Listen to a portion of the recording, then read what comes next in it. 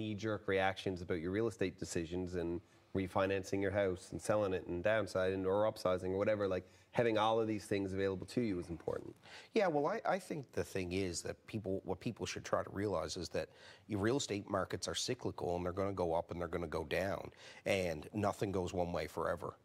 So, you know, as long as you're in a home that you're comfortable in and you can afford, you should never panic and try to do anything. And, you know, effectively you would have to, like you mentioned about, you know, the market generally always sort of trends upward. It just doesn't look straight. Yeah. So, I mean, I still think that that's the case. I would think that, you know, medium and long term here, you know, the prospect is the pricing is going to increase. Yeah. Because the cost of everything's going to increase, you know. And sort of moves with inflation. It follows a similar, less predictable cycle as, say, a regular stock exchange. Yeah. So, like, all markets that bust are followed with a boom.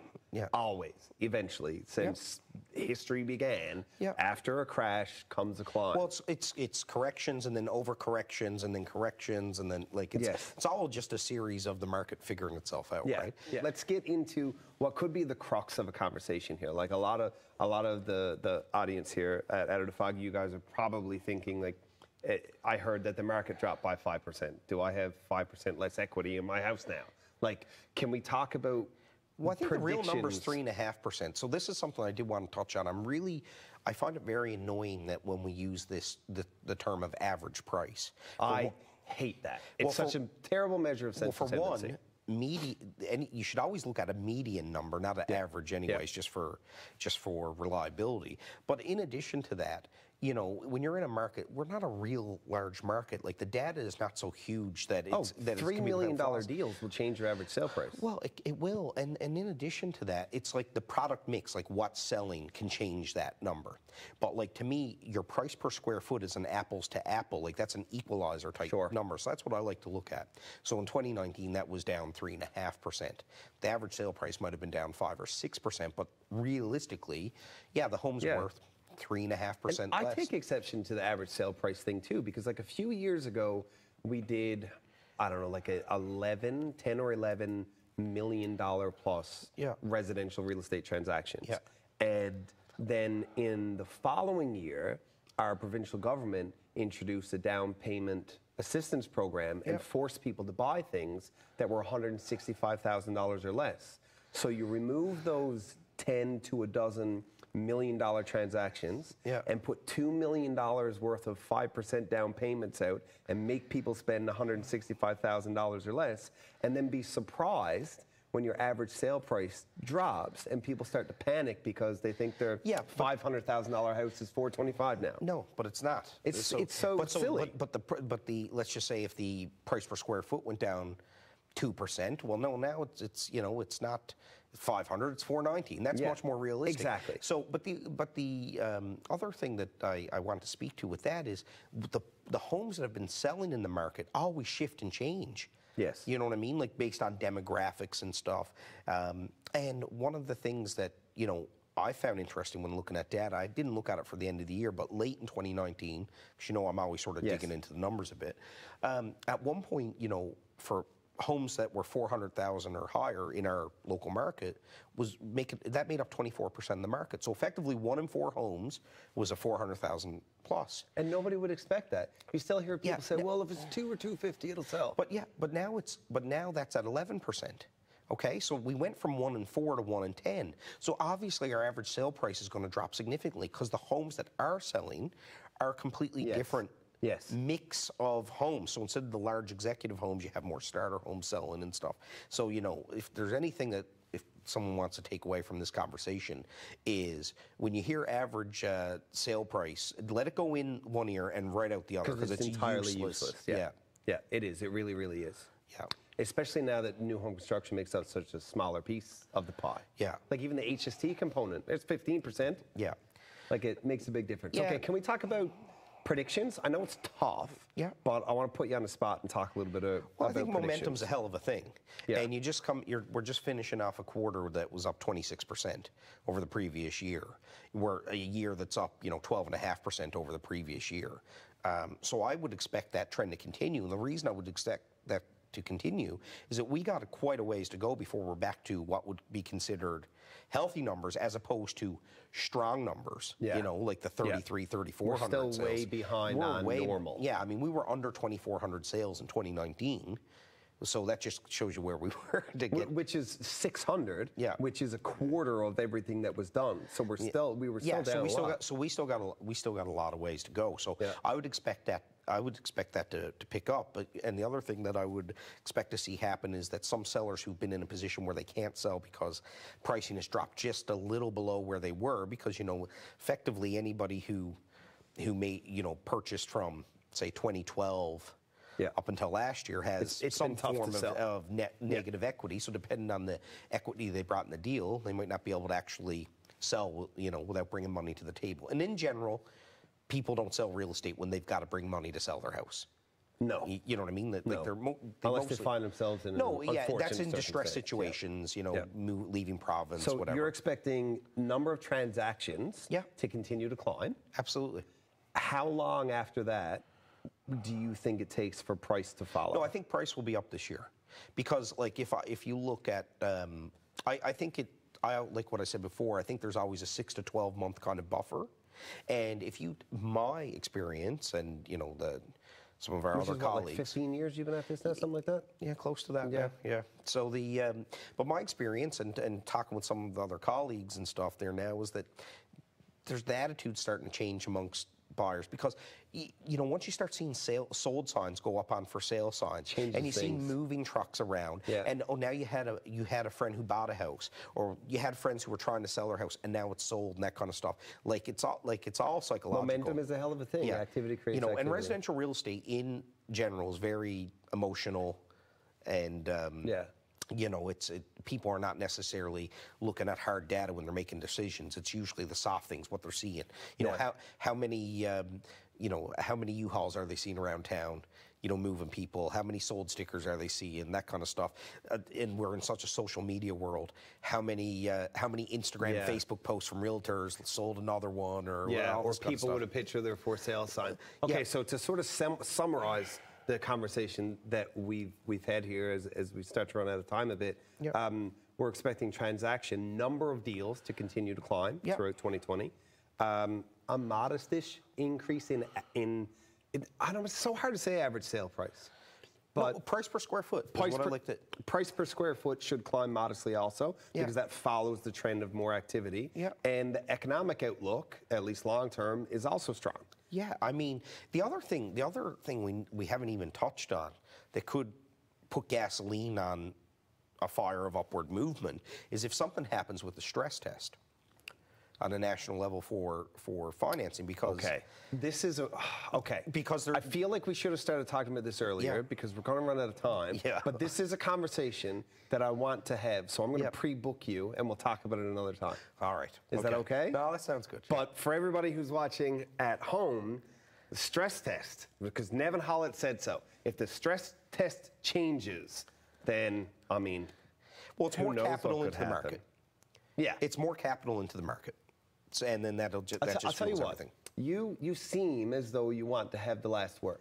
So that's your camera right over there. So I want you to look into your camera, and I want you to tell them thanks for having me, and Jason will be right back after this break. Well, thanks for having me, and Jason will be right back after this break. Amazing. So well done. Call the Rogers TV viewer response line, email us, or connect with us on social media. Welcome back to Out of the Fog. So, what do you think of that? How do you like that? Nevin's a good friend of mine. I've known him for a long time, and I have learned a great deal from him about real estate, how to do it, and how to interpret stuff. So I really like, in particular, the advice of completely ignoring average sale price, because it means pretty well nothing. $1 per square foot makes a whole lot more sense in determining what a property is actually worth. But the real way to know that kind of thing is to speak to a professional, someone who you trust, someone like me or Nevin or one of hundreds of others who are good at what we do. And we're pretty easy to find. Just check any social media anywhere, ever. Anyway, thank you very much for watching, and we'll see you guys again next week.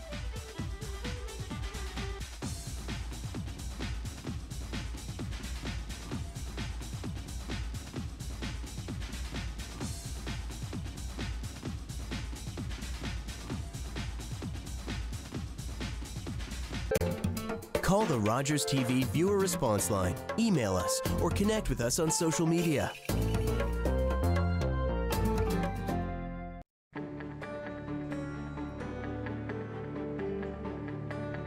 We're here for you and your wife. Don't take them! Valentina, Lucia, Beto, Emilio, I'm sorry. We have no other family here. Besides my parents, it's just me. Being a musician, can't afford that right now. I don't want to be like Mommy and Papi. Neither do I. You have to be strong. Are these children being parented? I'll take care of things. They're gonna split us up. No one is going to split us up. Party of Five. New series Wednesdays at 10 on ABC Spark and W.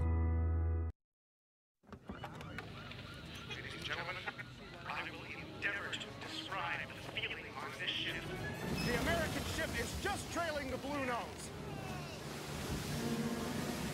Angus should never have agreed to this last race. She's too old. Eddie!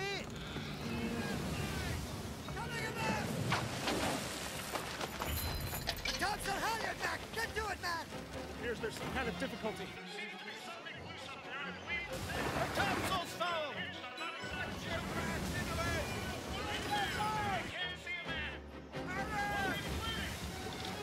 Just once more, old girl, and you can rest.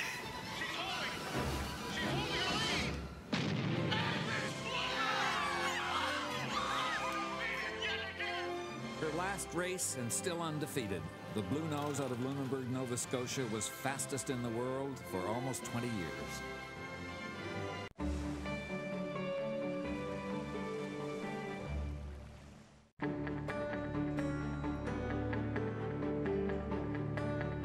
You're watching Rogers TV, St. John's.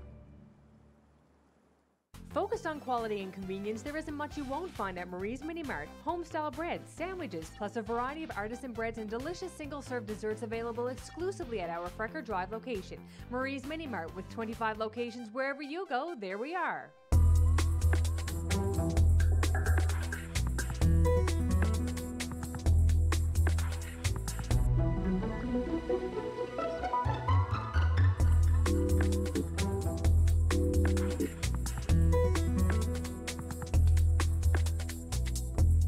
Hello, I'm Carl Wells. This is Point to Point. My guest is Mark Critch, the well-known Canadian comic actor and comedian.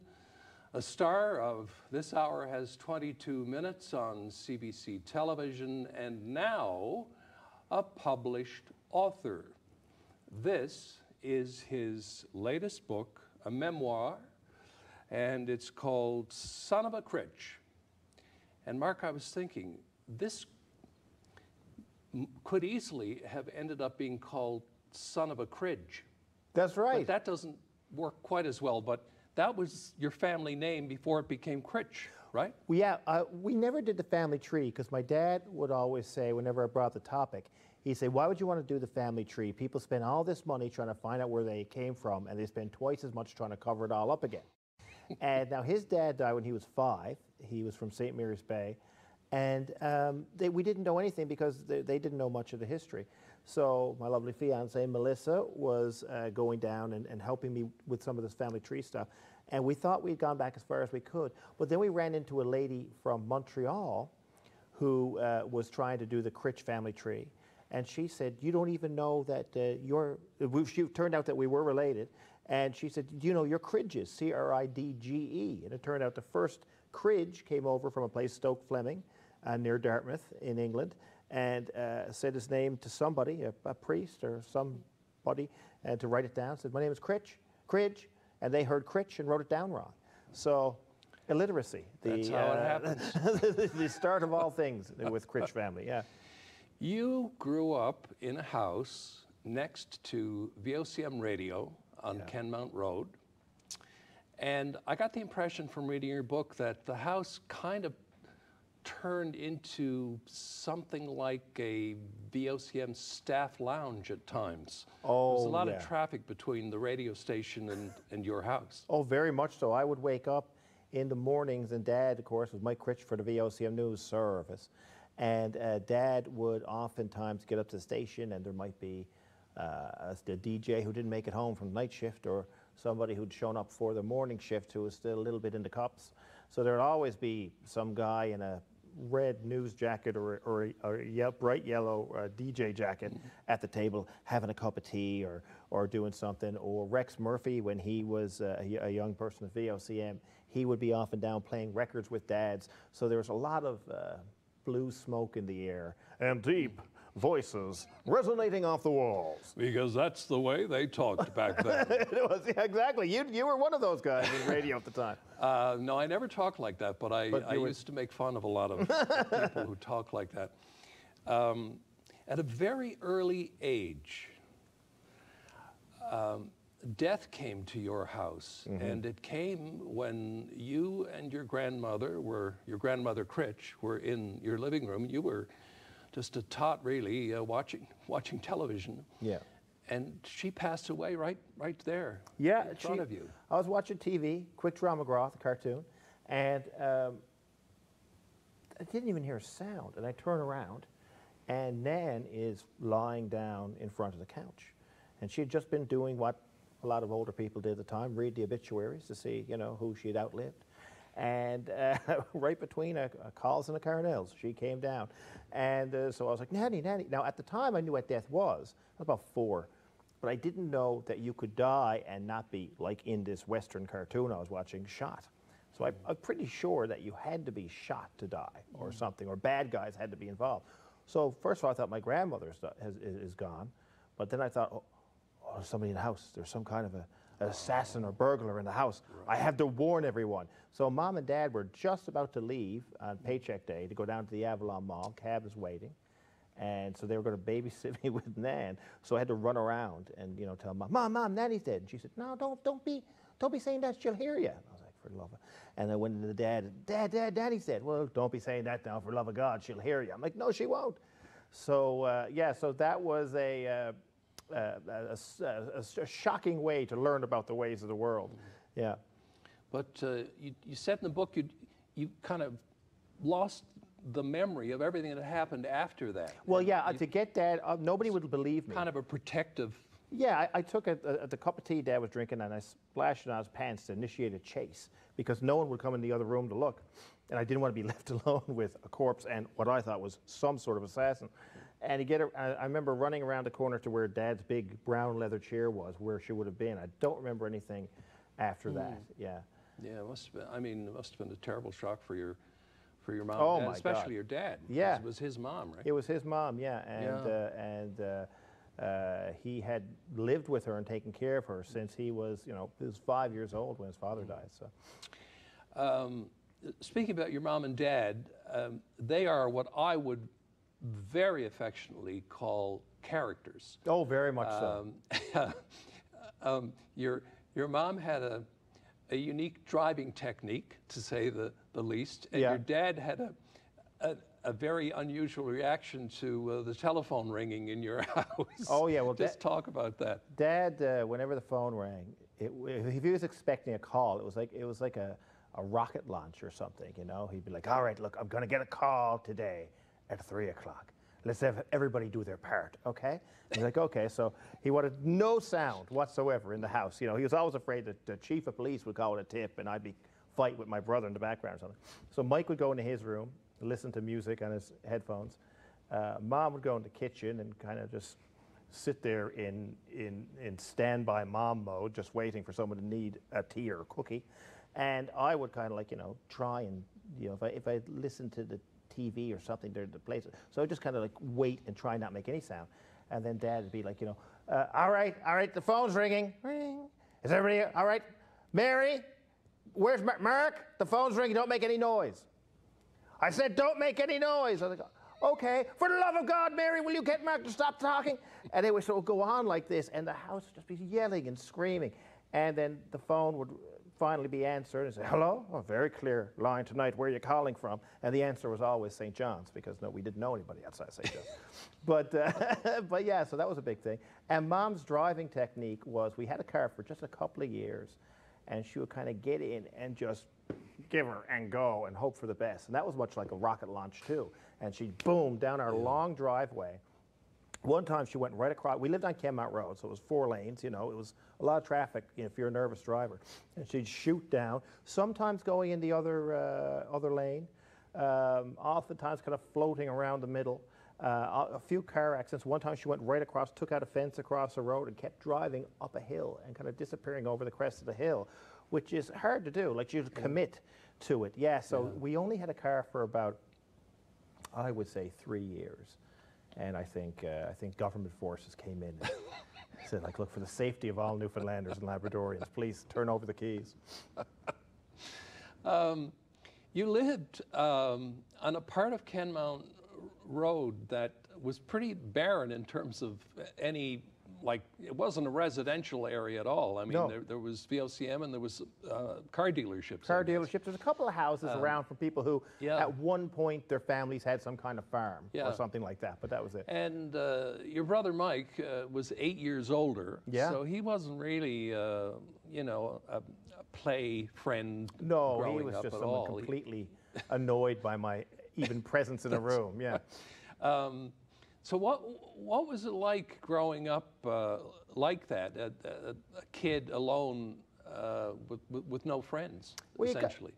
I always kind of, my fiance Melissa's grandfather is 80, John Hearn, great guy, and oftentimes I'll be talking to him and we'll be talking about, oh yes, Dr. Felix, yeah, he was there. Now, of course, now he interned with Dr. Lawton, right? Now Lou Lawton. Now, interesting thing about his mother, like, I know all this old people stuff because I was basically just a mini old person. So you'd grow up, Frank Leonard, and who was Dad's cousin, and Margaret, all these contemporaries would sit around the table, and I'd just be sitting there going, yes, that's shocking.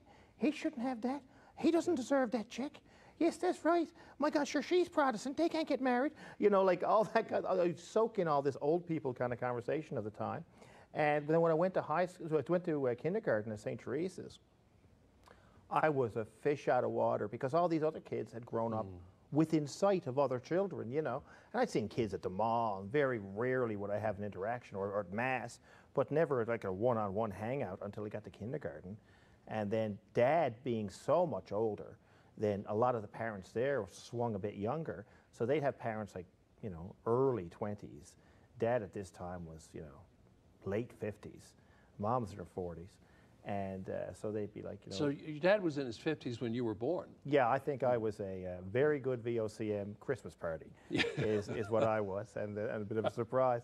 And yeah, so the other kids would be like, you know, I like Michael Jackson and AC/DC. What kind of music are you into? Well, I'm a bit of a Eddie Cantor man, but you know, Jolson has his charms. Why don't you come to the front parlor, we'll play some 78s and have a glass of sarsaparilla.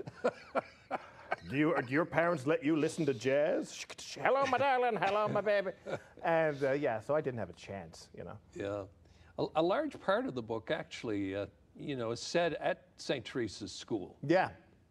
And you talk about your first day of school. Yeah.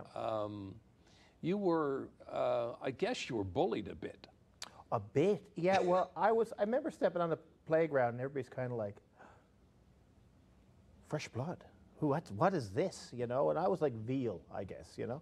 I just come on like completely unaware of the way of the world. So it's great. So people convinced me to do anything, or, you know, you'd get picked on a bit. Or now it helped, I was also a bit of a husky child with asthma. You know, so I was basically, my whole body was just cartilage. Define husky. I had to have an adult pant when I was in, I say around grade 5 or 6 or something. I remember, because back in those days. I actually think you're exaggerating, because I looked at the photographs of you in this book. You did not look like a husky kid. Those are headshots. There was an ad. There was a year or two in there which is not photographed in there, where I was baby fat, they called it. You know, when you have baby fat and you're shaving, there's an issue. But yeah. So I got there and they could tell there was something wrong, the other kids with me, and I was bullied for a while. But that's where you develop your sense of humor, I think, if somebody's beating you up against a fence, and then you quickly go into an impression of the vice principal, Mr. Dunn, and they stop for a second. They're like, Spider, come here for a second. do that again. And you do the impression, that's pretty funny. You're all right. Boom, boom, boom. Then the next time, you know, you kind of, then you get dragged around to make fun, or you make someone laugh, and generally they'll stop hitting you. So you won them over. Won them over with a bit of charm, yeah. Right. Becoming a bit of a character myself, I guess. Now, you were pretty forthright in the book in your description of the teaching style of some of the nuns. Oh, yes. I describe them as scary. Yeah. Because particularly when they were talking about, you know, issues or subjects like who goes to hell and who goes to heaven. When I said hell, I should have pointed that way. But who goes to heaven? And essentially, they taught you that only Catholics went to heaven. Yeah. It was like a binary thing, you know. Oh, there was a, if you're a Catholic, you go to heaven. If you're anybody else, you go to hell.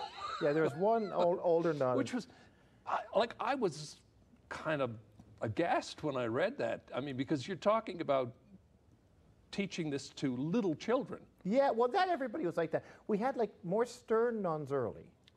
And then there was like the lovely Sister Rosemary Ryan, who came in around midway through, and she had like an acoustic guitar and lovely red hair, and she was very sweet, and she'd play music and stuff like that. You're like, what's going on with this? But it's sort of like a Vatican I and Vatican II of nunnery. But the first nuns were very like one. I remember there was one nun I asked, like, you know, because she said, now if you're a Catholic, you go to heaven, and everybody else will go to hell or a purgatory. And then this was right when all the big famine in Ethiopia was happening in the 80s. And so I said, sister, what about little African babies? She said, what? Little African babies on the news with a lot of flies around them and stuff there. Sure, surely to God, they go to heaven? She's like, no, not necessarily. Those who are Catholic will. And I said, oh, but sister, they might not get a chance to become Catholic. Everyone in their life, she said, gets one chance to become a Catholic. It's up to them if they accept it. And I said, but what would be the thing? I said, you know, like just saying things louder would always be the way to get out of it. But yeah, so that was when I started to go, like, that was the first little crack where I'm like, well, maybe not everything you're saying. This seems a bit hardcore.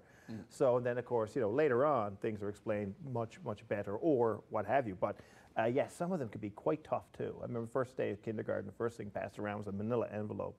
And they passed around and said, children, let's play a guessing game. Can you guess what's in this envelope? And kids are like, well, is it a shoe? No.